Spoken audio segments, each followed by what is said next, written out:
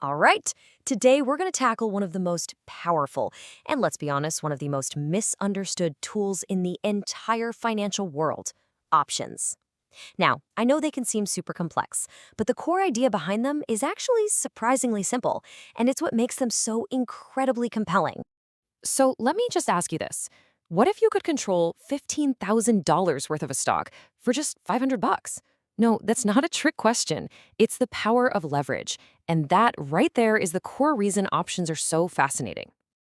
Okay, so to really get your head around options, you have to make one tiny but crucial mental shift. This isn't about owning the stock itself, not at all.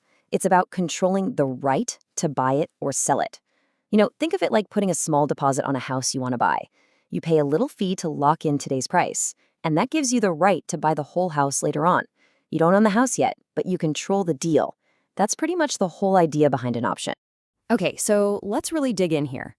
To understand how all this works, we need to break down the core components of what an option actually is. Okay, so first things first. Every single option is tied to something else, and we call that the underlying asset. This is usually a stock, like Apple or Amazon, but it could also be an ETF or even an index like the S&P 500. The key thing to remember is that an option's value is completely derived from the price of whatever it's tracking. It doesn't have value on its own. And that brings us to the actual contract. An option is a financial contract that gives its owner a really special choice. It's the right to buy or sell that underlying asset, but, and you gotta burn this into your brain, it is not the obligation. You have the choice, but nobody can force you to act. That flexibility, that's everything. Now, of course, a right this powerful isn't free, right? The price you pay to buy an option contract is called the premium. Just think of it as the price of admission, the cost of the contract itself. It's the ticket price you pay for the opportunity to control those shares for a limited time. Every single option contract, no matter how complex it seems, is built from just a few key pieces. So let's take a look at the anatomy of one of these contracts. All right, first up, we have what's called the strike price. This is the locked-in, pre-agreed price that's written right into the contract. So whether you have the right to buy or the right to sell, this is the price that transaction will happen at. It doesn't matter if the stock is trading way higher or way lower in the real world, your price is locked. But, and this is a big but, there's a catch. These contracts have a shelf life. Every option has an expiration date. If you haven't used your right by that specific date, the contract just, poof, it expires, and any value it had completely disappears. It becomes worthless. That clock is always ticking. And here's one last super important detail you absolutely have to remember. When you buy one options contract, how many shares are you actually controlling? The answer is always, always, always 100. A single contract represents 100 shares of the underlying stock, period. Okay, so now that we've got the basic building blocks down, let's look at the two fundamental types of options you can trade: calls and puts. They're basically two sides of the same coin. This is actually really simple when you break it down. A call option gives you the right to buy 100 shares at that locked-in strike price. You buy a call if you're bullish. You think the stock's price is going to go up. A put option is the exact opposite. It gives you the right to sell 100 shares at the strike price. You'd buy a put if you're bearish. You think the price is going to go down. That's it.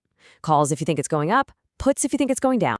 Okay, the mechanics make sense, but why? What are people actually doing with these things out in the wild? Well, they generally serve three main purposes in the market. First up is hedging. And really, this is just a fancy word for buying insurance. If you own a ton of a stock and you're worried it might fall, you can buy a put option to protect yourself from a big loss. Second, you have speculation. Now, this is what most people think of when they hear options trading. It's using that leverage to make a big bet on which way a stock is going to move. And finally, there's income generation. This is where you flip the script and actually sell options to other people, collecting their premium payments as income for yourself. All right, this brings us to our final section, and honestly, it's the most important part of this whole thing.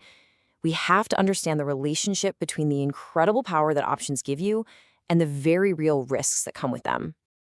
So let's go all the way back to that question I asked at the beginning.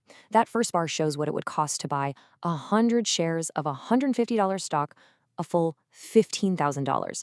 But that second bar, that shows the cost to control the exact same 100 shares using just one option contract. Only 500 bucks. I mean, look at that difference. It's absolutely staggering. That incredible magnifying effect, that ability to control so much with so little, that has a name. It's called leverage. And it's what allows for those potentially massive returns, and it's the number one reason people are drawn to trading options. But, and you knew there had to be a but, right? That incredible power comes with a price. Because here's the deal. If you're wrong, if the stock doesn't do what you bet it would do by that expiration date, your option can expire completely, totally worthless, resulting in a 100% loss of the premium you paid. Now, here's some good news if you're an options buyer. Your risk is defined, it's capped. The absolute most you can possibly lose is the premium you paid for that contract. In our example, that was $500.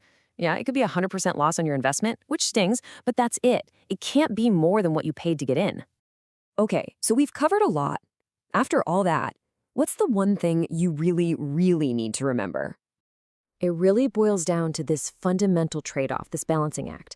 On one side, you have incredible power, the ability to control a huge asset with just a little bit of capital. But on the other side, you have the risk that your entire investment, that premium you paid, can literally vanish into thin air if you're wrong about the direction or the timing. Look, at the end of the day, options are just a tool, a very powerful tool, but still just a tool.